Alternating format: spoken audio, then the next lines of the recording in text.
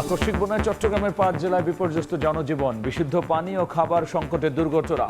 ক্ষতিগ্রস্ত প্রতিটি পরিবারে ত্রাণ পৌঁছানোর নির্দেশ প্রধানমন্ত্রীর। দেশের চিকিৎসা ব্যবস্থায় আস্থা ফেরাতে ডাক্তারদের সহায়তা চান প্রধানমন্ত্রী। উপজেলার হাসপাতাল ১০১ বেডে উন্নীত করার ঘোষণা, প্রান্তিক পর্যায়ে সেবা দেওয়ার আহ্বান। ডিসেম্বর বা যখনই দেশে আসুক, শেখ হাসিনাকে ফাঁসির দড়িতে ঝুলতে হবে, রংপুরে ১১ দলের সমাবেশে নাহিদ। গণভোটের রায় বাস্তবায়নের আহ্বান জামাত আমিরের। এবং আবারও পুশিনের চেষ্টায় বিএসএফ। পঞ্চগড়, জয়পুরহাট সহ ৪ জেলার সীমান্ত দিয়ে ২৫ জনকে অবৈধভাবে ঠেলে পাঠানোর চেষ্টা, রুখে দিল বিজিবি, সতর্ক গ্রামবাসীও।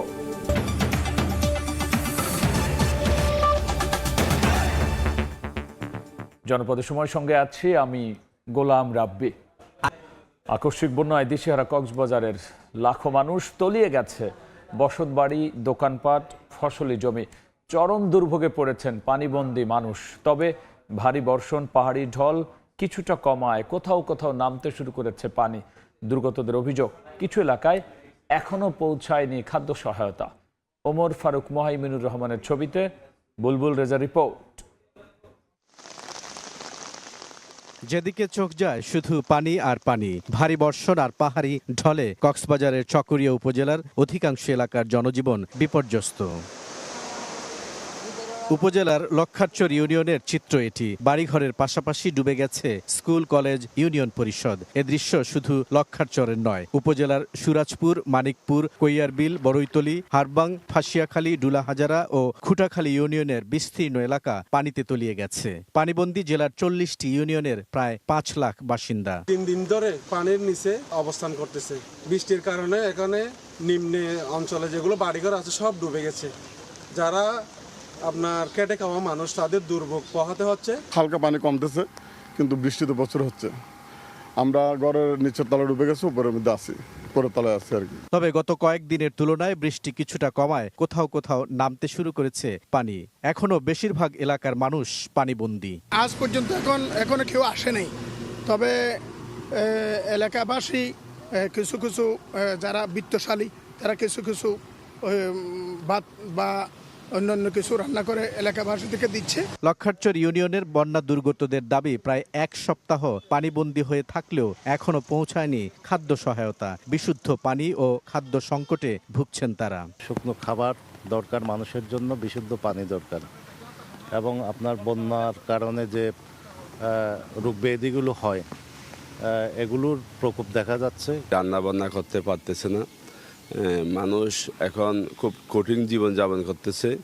আমরা সরকারকে আহ্বান জানাবো, এই চকরিয়াকে বন্যা দুর্গত এলাকা ঘোষণা করি, যারা বন্যায় ক্ষতিগ্রস্ত তাদের পাশে এসে দাঁড়ানোর জন্য। জেলা পানি উন্নয়ন বোর্ডের তথ্য অনুযায়ী মাতামুহুরী নদীর পানি লামা পয়েন্টে এবং কক্সবাজারের চিরিঙ্গা পয়েন্টে বিপদসীমার নিচ দিয়ে প্রবাহিত হচ্ছে।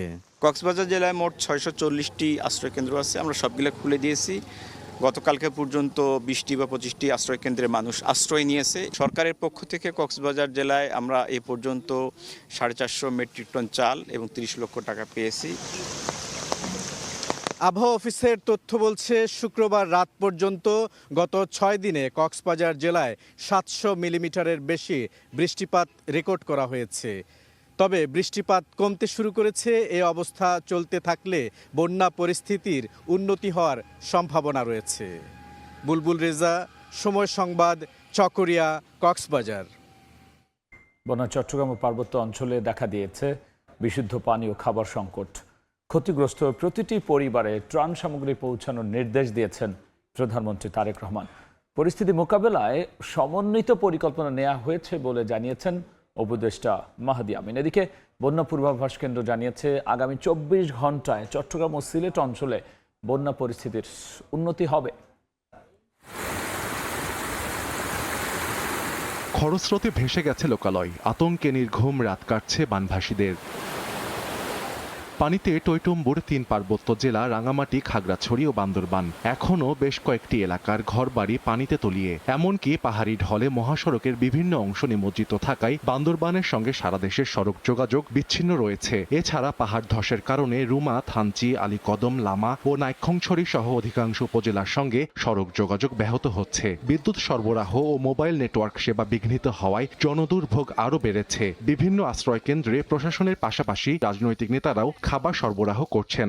অসহায় নিরহর মতো পড়ে আছে, ঠিক মতন খাইতে পারতেছি না। দুর্যোগ মন্ত্রণালয় এবং প্রধানমন্ত্রী কার্যালয় থেকে আমরা পর্যাপ্ত সহায়তা পেয়েছি এবং সেটা প্রপারলি উপজেলা ভিত্তিক আমরা বন্টন করে দিয়েছি। এদিকে বন্যায় আটকা পড়াদের উদ্ধারে চট্টগ্রামের সাতকানিয়ায় স্পিড বোট নামিয়েছে সেনাবাহিনী। এখন পর্যন্ত 650টি আশ্রয় কেন্দ্রে অবস্থান নিয়েছেন 25,000 মানুষ। শতভাগ বন্যা আক্রান্তদের ত্রাণ সহায়তা পৌঁছানো যাচ্ছে না বলে জানিয়েছেন দুর্যোগ ত্রাণ প্রতিমন্ত্রী। ওখানে ক্ষয়ক্ষতি বা আরও নতুন করে কোনো কিছু আমাদের সাহায্য দেওয়ার দরকার আছে কিনা সেটা পর্যবেক্ষণ করব বা ওইভাবে কাজ করব। মৌলভীবাজারের সার্বিক বন্যা পরিস্থিতি স্থিতিশীল রয়েছে। রাজনগর, কুলাউড়া ও কমলগঞ্জে এখনও পানিবন্দী সহস্রাধিক মানুষ। দুর্গত এলাকায় রয়েছে শুকনা খাবার ও বিশুদ্ধ পানির তীব্র সংকট। এছাড়া সিলেটেও নদ নদীর পানি বাড়ায় 537টি আশ্রয় কেন্দ্র প্রস্তুত রেখেছে প্রশাসন। ঝুঁকিপূর্ণ হিসেবে চিহ্নিত 160টি টিলা এলাকার বাসিন্দাদের সতর্ক করা হচ্ছে। আর দুদিন ধরে আমরা বান্দরপুরে আছি, আমরা গরু পানি রাজ্যের গরু দ্বারে বাড়ি ভেন্ডি লতা সম্পূর্ণ এবার তো নষ্ট হয়ে গেছে গিয়ে আমরা কোনো সবাই আছি সব। আবহাওয়া অফিস জানিয়েছে আগামী 24 ঘন্টায় চট্টগ্রাম সহ দক্ষিণ অঞ্চলে অতি ভারী বৃষ্টি কমে আসবে, তবে রংপুর ও ময়মনসিংহ বিভাগে ভারী বৃষ্টি হতে পারে। এদিকে বন্যা পূর্বাভাস ও সতর্কীকরণ কেন্দ্র জানিয়েছে 24 ঘন্টায় চট্টগ্রামের 5 জেলা সহ সিলেট বিভাগে বন্যা পরিস্থিতির উন্নতি হবে। ভারী বৃষ্টিপাতে উত্তরাঞ্চলে বাড়তে পারে পানি, তবে দেশে আপাতত বড় বন্যার শঙ্কা নেই।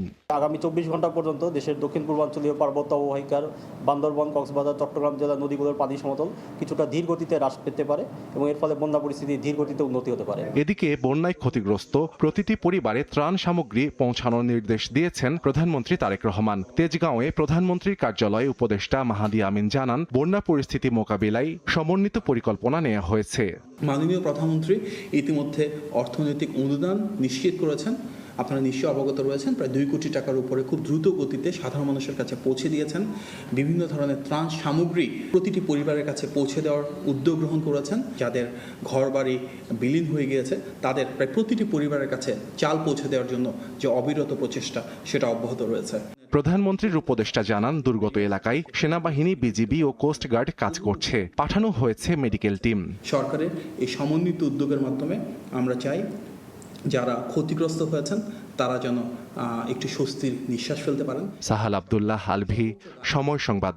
সর্বোচ্চ দায়িত্ববোধ নিয়ে এবার অন্যান্য খবর। দেশের চিকিৎসা ব্যবস্থায় আস্থা ফেরাতে ডাক্তারদের সহায়তা চাইলেন প্রধানমন্ত্রী তারেক রহমান।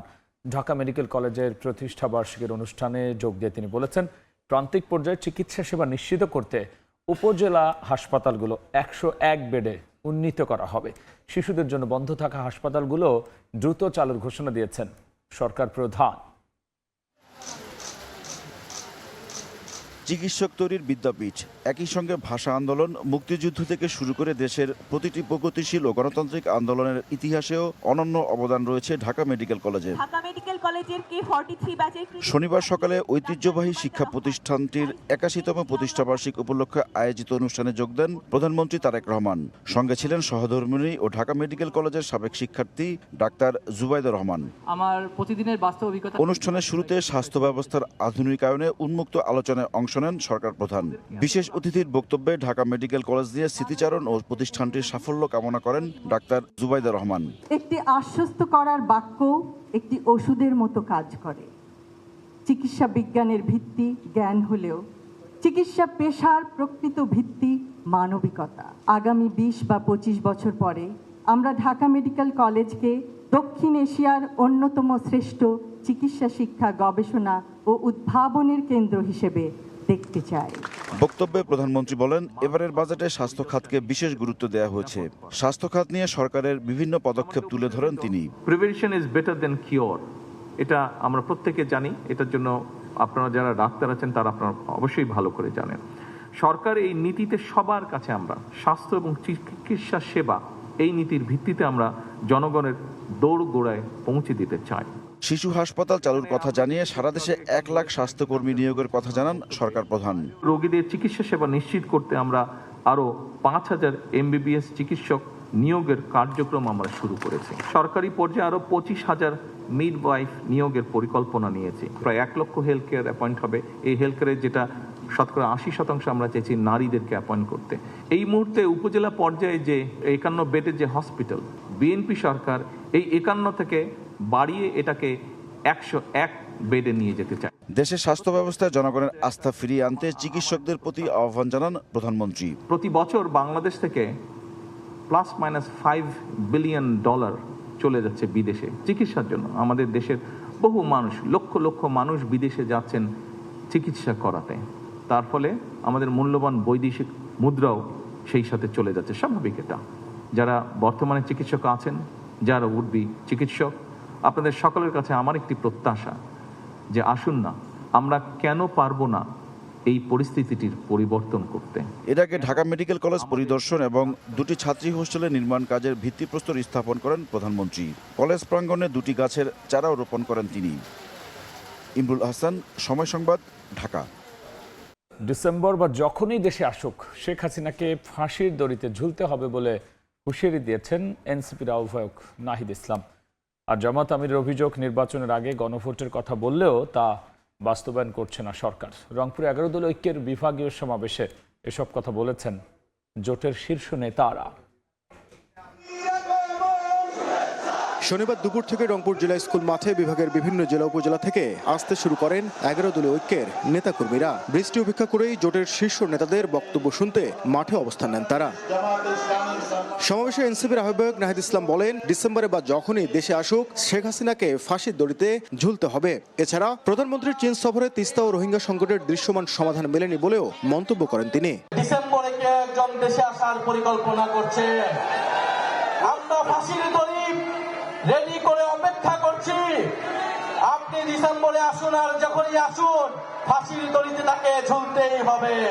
জামায়াতের আমির ডাক্তার শফিকুর রহমান অভিযোগ করেন, নির্বাচনের আগে গণভোটের কথা বললেও বাস্তবায়ন করছে না সরকার। বাজেটে তিস্তা মহাপরিকল্পনা নিয়ে কোনো বরাদ্দ না থাকার সমালোচনা করেন তিনি। বাংলাদেশের একটা জায়গায় শুধু দাঁড়িয়ে বর্তমান প্রধানমন্ত্রী বলেছিলেন ভোট দিবেন দুটো, একটি আমার দলকে আর একটি গণভোটে হা। তিনি প্রথমটা রক্ষা করেছেন, দ্বিতীয়টা তিনি রক্ষা করেন নাই। আজকে আপনাদেরকে কথা দিচ্ছি, আমাদেরকে বিভিন্নভাবে এই গণভোট বাস্তবায়নের দাবি থেকে সরিয়ে নেওয়ার জন্য অনেক কথা বলা হচ্ছে। পরিষ্কার কথা, আমরা জাতির সাথে বেইমানি করতে পারবো না।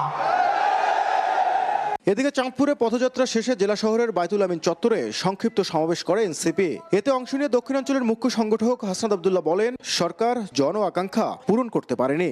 চলমান অনেকগুলো সংকটে নাগরিক জীবন এখন দুর্বিষহ হয়ে উঠেছে।